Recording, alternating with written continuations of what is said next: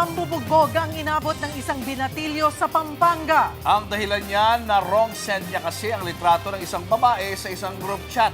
Nasa frontline ng balitang yan si Dave Abuel, exclusive.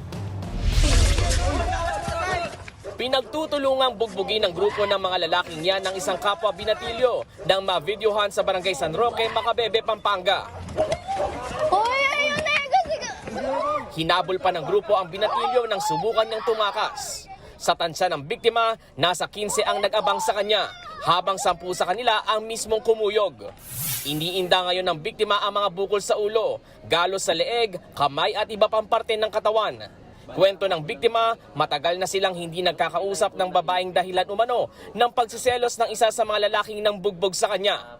Hanggang sa isang araw, namali siya ng sendang litrato ng naturang babae sa isang group chat. Giit ng biktima, hindi niya naging girlfriend ang babae. Pag-send ko naman po na picture na yon, nagkamali po ako, aminado po ako. Napindot ko po. Nag-chat rin po ako sa GC, wrong send po sir. Sabi ko pong ganon. Na-delete for me po, mali rin po napindot ko. Imbis na unsend, remove for me po. Dahil sa insidente, takot na rin maging ang mga magulang ng binatilyo. Masakit po sa akin bilang magulang.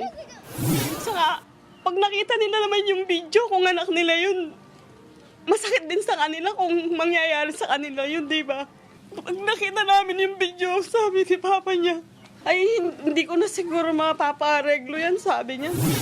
Nakatakdang pagharapin ng barangay ang panig ng biktima at ng grupo. Kung sakali raw hindi magkaayos, pwede po silang lumipat na sa kapulisan para dito sila mag-file ng kaso. Sila po ay papasok dun sa RA 9344 or yung child in conflict with the law.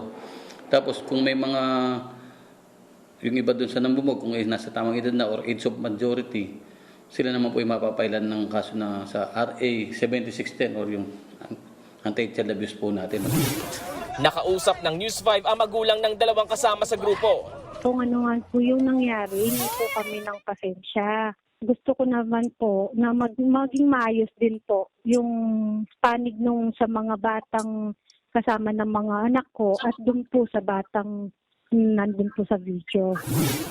Nagbabalita mula sa Frontline, Dave Abuel, News 5. Mga kapatid, Cheryl Cosing po. Maging maalam at may pakialam sa mga napapanahong issue at headlines.